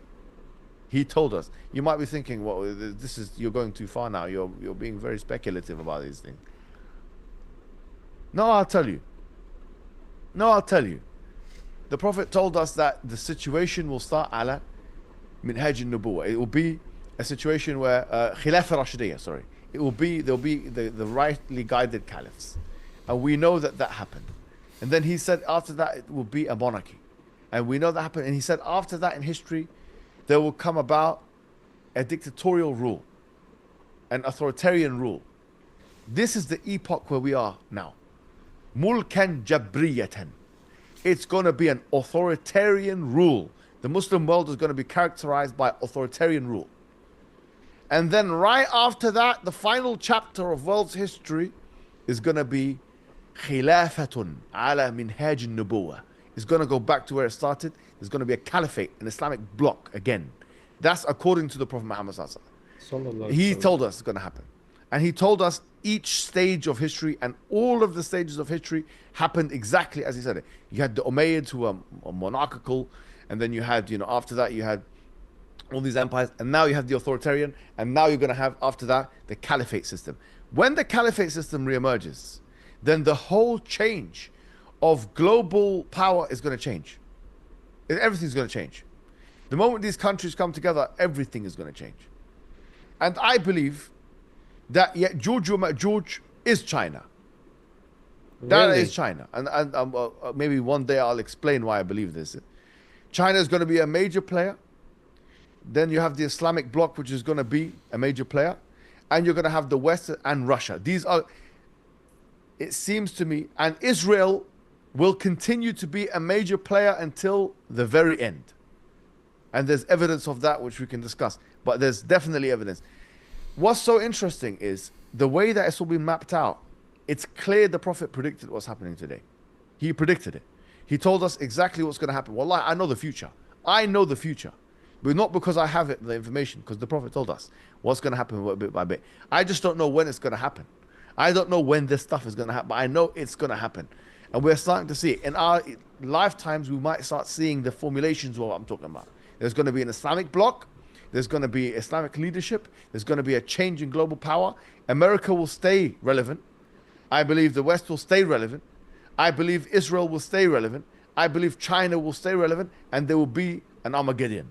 There will be a day of judgment as a result of that. That will be the tail end of history. And then there will be no human beings again. And then we'll go to day of judgment. We'll die. That's prophecy. I mean, even the Christians agree upon this. Most of it. Yes, I mean, but it's incredible how the Prophet told us all of this. Like, there is no religion which tells us this level of detail of the information. I'm telling you, there's no religion in the world. That it's even telling you the countries and the peoples. It's even telling you what's going to... Like, for example, I said the West, right? The Prophet mentioned Ar-Rum. There's going to be a tahaluf. There's going to be an alliance between the Muslims and Ar-Rum. And there's only two contenders in the world today of what could be Ar-Rum. Russia, because they have a Roman Empire kind of history, and the Western world. And it could be either of those two, So why is it the Prophet is mentioning that these people who's Banu Asfar, who are the white man, the European man, are going to maintain relevance until the end of days? That's what he told us. Ya'juj and Ma'juj, I have my reason for believing that they are the Chinese. Can you explain my curiosity? I can't. I want to really hear it, and the chat wants to know as well. How do you pronounce it? Juj and Ma'juj? Yeah, so in the Bible, they're referred to as Gog and Magog, right? And so people say, well, they're behind this wall. and obviously the Quran mentions the wall, but some people assume that they're going to be in some small location. I don't think so. I mean, some great scholars of Islam, even some Salafis, like Bin Baz, he said it was China. Bin Baz, Salafi scholar of the last 20 years or something, he said these people are China, the Chinese. Now, I believe that is the case. I looked at some classical opinions, it's Eastern countries. It doesn't have to be this confined space. Some people say, well, there's a thing that says about the wall and it's going to be removed and whatever. That's actually a weak hadith. There's a weak hadith talking about the bricks being removed. And it's one day it's inshallah and whatever. That's a weak. So I believe, this is my interpretation of this matter, that Ya'juj and Ma'juj are China and maybe a few countries surrounding it, okay? Maybe Taiwan, I don't know if it's going to be overtaken by them. Hong Kong maybe, or these kind of, but it's going to be that kind of country. That civilization is going to pose a serious threat in the end of days. They're going to, when they turn on, according to Islamic prophecy, if they are Ya'juj and Ma'juj, they're going to create such destruction in the world has never seen it before. According to Islam, if that is the case. Many people on TikTok are now convinced that the rapture is coming. All the Christians are talking about selling their cars, which I thought was silly, because if you think that the end times are here, why would you sell your car? What does that have to, just the responses. But you said you don't know when it's going to happen, but this conversation has definitely opened up a lot. I've never heard of Ya'juj and Ma'juj before. And it says here, the Gog prophecy is meant to be fulfilled at the approach of what is called the end of days, but not necessarily the end of the world. Jewish eschatology view Gog and Magog as enemies to be defeated by the Messiah, which would usher in the age of the Messiah. One view with, and this is the Dajjal, correct? This is not Jesus. Yes, right. Well, I mean, the Antichrist is the Antichrist, yeah. So, I mean, Wikipedia yeah. didn't specify which Messiah they were talking about, but this one is the Antichrist. Okay. It's Jewish eschatology, which would usher in the age of the Messiah, a.k.a. the Antichrist, or Dajjal. One view within Christianity is more starkly apocalyptic, making Gog and Magog allies of Satan against God in the end of the millennium, as described in the book of Revelation. So they're basically like under. Can you explain it in your definition? Yeah. So Ya'juj and Ma'juj are a group of the two tribes that I mentioned in the Quran in chapter 18, right? And this figure called Dhul Qarnayn, who some speculate is Cyrus the Great. Back in the days, although we don't know who this person is, he's an historical figure, who he interacted with them, and he built a big wall between them. And what happened is people now are speculating who are these people, and what is going to be their role near the end of days. And the Islamic tradition indicates that they're going to have a destructive role in the end of days, that they're going to destroy everything they see. They're going to be, there's even hadiths that say they're going to be shooting arrows and it's going to come back and destroy them. Now, we don't know what that means. Could it mean nuclear weapons of mass destruction? Could they be detonating? It could very well be that they're going to be destroying, they're going to be using nukes. They're going to be destroying things so badly that they themselves are going to get destroyed because of it. They're going to destroy themselves. They're going to be so destructive. It could be. China could transform overnight. They could become like that. Wait, so now they're not acting like that. So Ya'juj and Ma'juj, they're a civilization. There are people that work for the Antichrist. In a sense, yes, but whether they work for the Antichrist or not is a different question. I'm not saying obviously this is applicable to all the Chinese people and the population and this. I'm not trying to say that. But I'm trying to say that, in my view, this Ya'juj and Ma'juj is China. I believe that it has to be a big country. It has to be a big, strong country for the hadith to make sense about what's happening now. For it to make sense, it has to be a big, strong country. So I see that China and the countries surrounding it, okay, where it's talking about major destruction at the end of days, are going to have a great part to play. And in fact, there's going to be a clash between multiple civilizations. In a way, I think, to be honest, the book of Samuel P. Huntington is not that far off. I mean, when he says that he divides civilization into 7 different blocks, and he says they're going to be fighting each other in the end, basically. He said that himself. It doesn't seem like that's wrong. It's too wrong. Yeah. He predicted many things. He predicted Ukraine war. He predicted wars and certain things. Can you explain, like I'm literally 5 years old, what this is? Because this is the first time hearing about this, and it's Clash of Civilizations. No, about Ya'juj and Ma'juj. Like, how would you explain this to a 5-year-old? all right. So I would say Like that there's ChatGPT. two tribes of people who are described, how they look is described, yeah? And they described by the Prophet in a way which resembles modern day Eastern people. It just Flat face and in a small nutshell. eyes, the chat's saying. Yeah, stuff like that. So it's modern day Eastern people, right? People from the Far East is what I mean. And the way, or you could argue the Central Asian province. You could anywhere from Central Asia all the way to far, something like that. Like you said, flat face, the eyes, these kind of things. These individuals, okay, are going to be destructive before the end of days. They are going to be antagonistic to the other civilizations. They're going to destroy everything in their sight. They're going to, there's multiple hadiths of them that so many of them are going to misguiding people. They're going to shoot arrows. They're going to do things. We don't know exactly what they're going to do.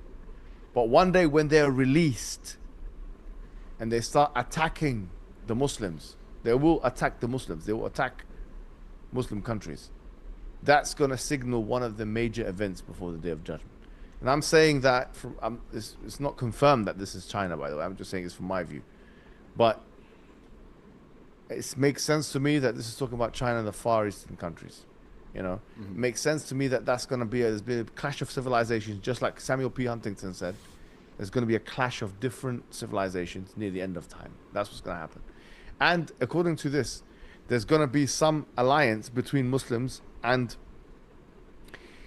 either the Russians or the Americans, clearly, because it says Ar-Rum, and there's only two areas of the world where there is a historical, But that means Rome? yeah, like the Romans, but the ancient Romans. In the Arabic, the Romans mean like anyone who had traces back to the Roman Empire. That's what I'm saying. It could be Russia and it could be like Western Europe. There's going to be some kind of probably Russia, maybe, I don't know. You know, so there's going to be some kind of an alliance, and then it says that they're going to betray the alliance. It tells us exactly what's going to happen. Actually, they're going to betray the alliance, and when they betray the alliance, you know, there's going to be a great a war between these different nations. In fact, it even says the Muslims will be calling. We talk about immigration. The hadith mentions immigration. You know what it says? No, what does it say? It says that the Muslims will be calling the people in those countries, meaning the Western countries, the Rum, yeah, to come back from their country and into their country. Do you get it? So there's going to be a significant Muslim population in those Western, so remigration. There's going to be a significant Muslim population in the West, which are going to all go back to their country. So the far right are going to get what they want, but they're only going to get it in the end of days. That's what I'm sorry to say, Yani. This is the bad news with them. Yani, some spoiler for you. Yes, I'm sorry to say. Spoiler alert on the world. If you had a prediction about when the end of times is going to happen, when would that be? See, that's the Prophet was asked that himself, and he said, yeah, the one who's being questioned doesn't know as much as the questioner. And the Quran says it multiple times. يَسْأَلُونَكَ عَنِ السَّاعَةِ أَيَّانَ مُرْسَاهَا فِيمَا أَنْتَ مِنْ ذِكْرَهَا. They ask you about the hour, when will it be pegged? So we don't know when it's going to happen. Even the Prophet ﷺ didn't give us a time. He just gave us, so we have minor signs and major signs of the Day of Judgment. The minor signs of the Day of Judgment are things like sexually transmitted diseases, are things like interest rates are going to be a big part of world economy, are things like the fact that the barefooted Arab will create tall buildings. The barefooted Arabs will compete to create tall buildings. The Burj Khalifa. Of the minor signs is that and تَلِدَ الْأَمَةُ رَبَّتَهَا, that children will become very unruly to their parents. Of the minor signs is that Jerusalem will be overtaken by the Muslims, and obviously it was overtaken in the first instance by Umar al-Khattab, and then it was retaken by Saladin or Salah ad-Din in the year 1187, the Battle of Hattin. So there's that sign as well. Another minor sign is that Constantinople will be retaken. Obviously, Constantinople is modern day Istanbul, which is, as we mentioned, happened in 1453 with the conquest of Constantinople with Mohammed Fatah.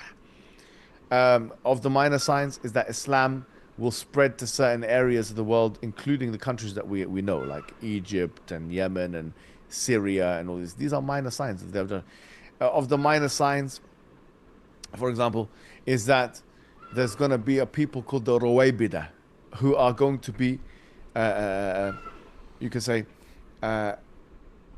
low-level, trivial people, okay, who people will start believing in them. There'll be a phenomena of this low-level, trivial people who will be mass followed by people, even though they're of low substance. Now, you could say that applies to our time with social media, etc., etc. Of the minor signs is that women will have C-section, or that will remove their babies from their belly, either from abortion or either way. From the minor signs is obesity will become widespread. From the minor signs is that reading will become widespread.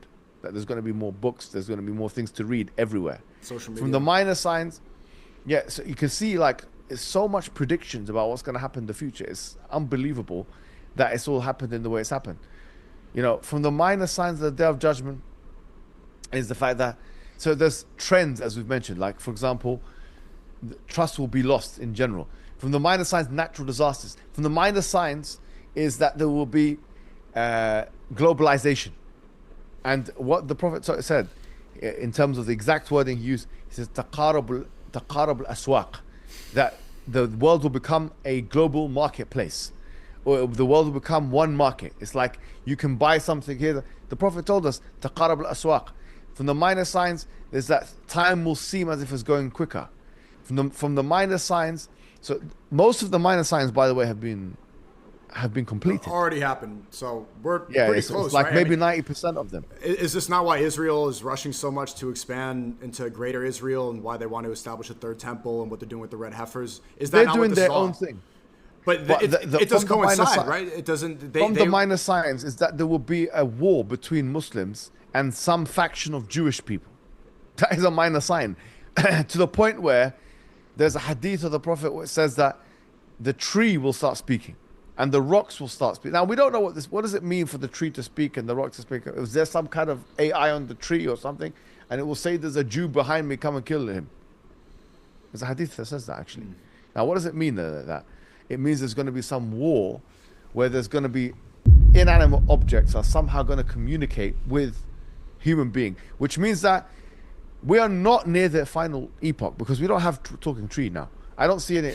The moment you start seeing a talking tree, you know the end is near. Okay, wallah. And look, you might think, okay, someone's watching this and thinking, talking tree. This is what kind of religion is it? We talk about some very sensible things. Now we a tree whispering about a Jew behind you trying to kill you.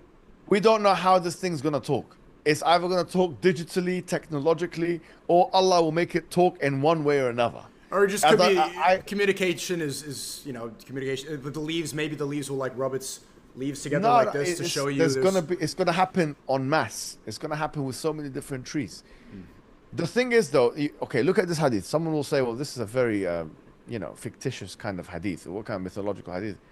The truth of the matter is, bro, this hadith shows you that there's going to be a war between Muslims and Jews in the end of days. And that's already starting now.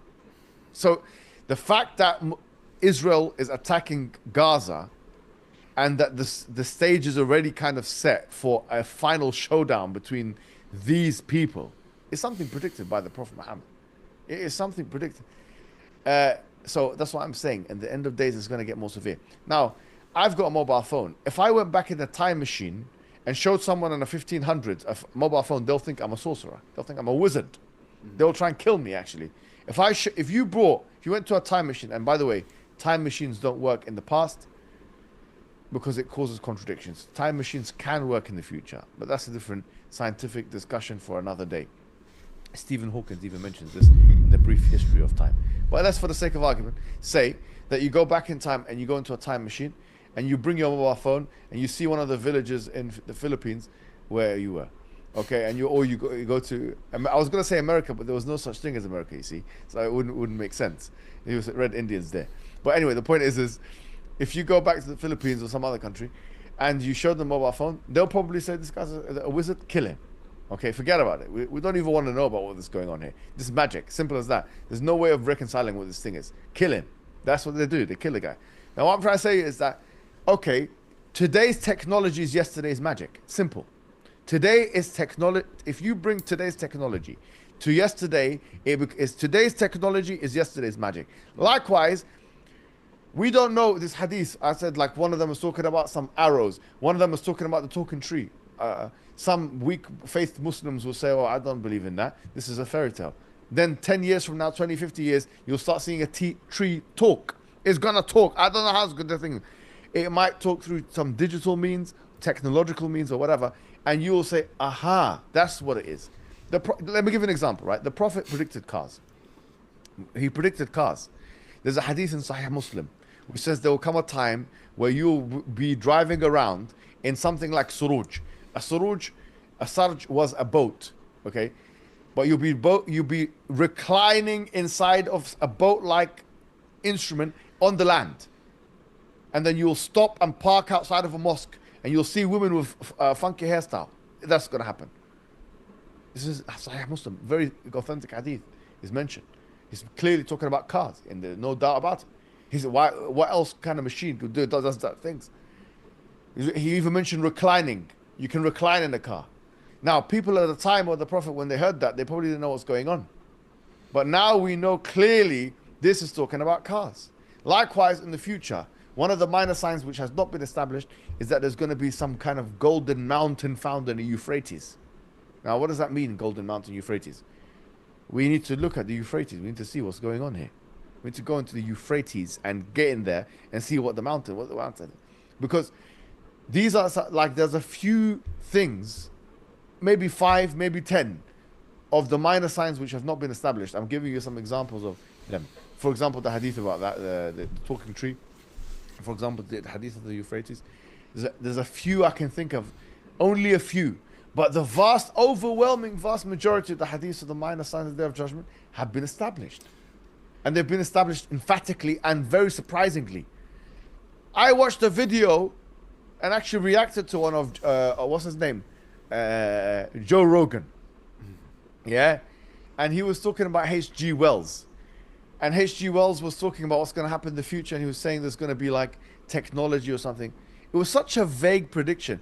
And the guy was so astounded. He was like, oh my God, how did H.G. Wells know this? How isn't that unbelievable, amazing? We're talking about 50, 70 predictions, so specific, country specific. Someone will say, okay, well, you know, when you talk about the barefooted Arabs creating the tallest buildings, we know that in Dubai there's the tallest building there, the Burj Khalifa. But isn't that a self-fulfilling prophecy? For example, someone could make the argument. So a self-fulfilling prophecy, how could it be so when the economic conditions couldn't have been predicted? It's only 100 years ago they found the oil there. They wouldn't have been able to build even anything, a tent, if it wasn't for the oil. So he couldn't have predicted. The Prophet even predicted that there's going to be, the mountains are going to be exploded. They're going to explode them out. They're going to move the mountains, sorry to say. Now they're exploding them. Yeah. They're exploding mountains. The Prophet predicted that there's going to be the greening of the Arabian Peninsula again.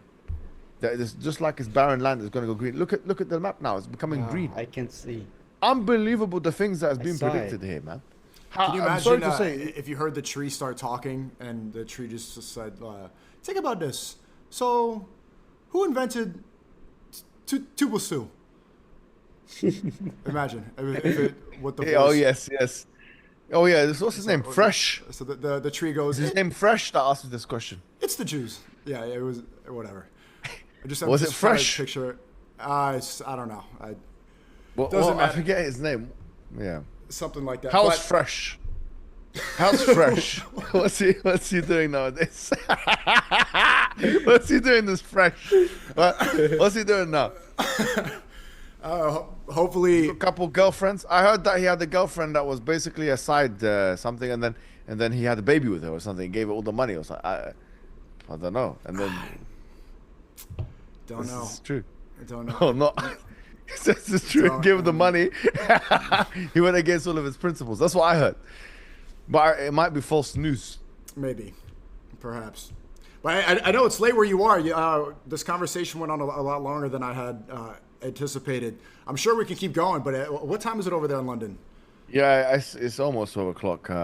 Yeah, we'll call it a day. Inshallah, bro. This was very interesting, especially towards the end. I'd like to hear your your takes about China being Juju Majuj was some of the stuff. It's very interesting. I like when you're able to combine your philosophy background with your theology background. It has a good collision. Well, thank you very much. Now, these are things I've been thinking about. Maybe someone will correct me in the comments somewhere, but I want to see what people's reaction will be as well. I But love it's it. good for non-Muslims also to see some of the evidences for the veracity of Islam, for the truth of Islam. Because I'm sure that when you look at and see all those predictions and prophecies as a non-Muslim, you're probably thinking, no, this Muhammad that was in the desert, sallallahu alaihi wasallam, he Sallallahu couldn't alaihi have wasallam. been a man and just a man making this stuff up. He had to have been divinely inspired. And when they come to that conclusion, then they can be liberated. The people can be liberated. True liberation. Yeah, forget this freedom of speech and expression, the holy cow and the fake the beliefs that they believe in. They can be truly liberated and they can submit their will to God and they can be peace. Ala bi dhikrillahi tatma'innul qulub. They can have true peace with Allah. And, it's amazing. It's just fantastic and phenomenal. Tremendous experience. Whatever you're going through, guys, non-Muslims that are watching this, there's nothing you can do that's better than this experience. There's no drug you can take. The solace, the tranquility, the stability, the anchorage, the happiness, the purpose that you have when you're a Muslim. You cannot, I'm sorry, the West has failed and there's nothing, no drug your psychiatrist can prescribe. Nobody can help you with this. Trust me, this is the only way. This is the only way for you to become a Muslim, for you to believe there's only one God worthy of worship and Muhammad is his messenger, to believe in that and to live your life, pray 5 times a day. That's it. When you do that, everything's good. If you want to believe in the false beliefs of the flag, and take the flag to the grave with you, see what there happen. Nothing. Flag will not help you in the grave. Whatever flag country it is, sorry to say it, no, it's not going to help. This is the only way. And inshallah, that can be the final thing I say, man. And inshallah, we'll see you soon in London, man. Yeah, I would love to see you again soon, inshallah. I know Mohammed Hijab personally. He's always been very cordial. Sometimes like people see the boisterous performance, and it's good. But I think if you know Mohammed Hijab personally, I have nothing but good things to say. Thanks so much for coming on. I would love to have you again in the future. Appreciate that, Look man. forward to Thank my you. next visit to London. We have a lot of work to do. Inshallah, bro. Thank you, man. Assalamu alaikum. Walaikum assalam. So that was a great conversation.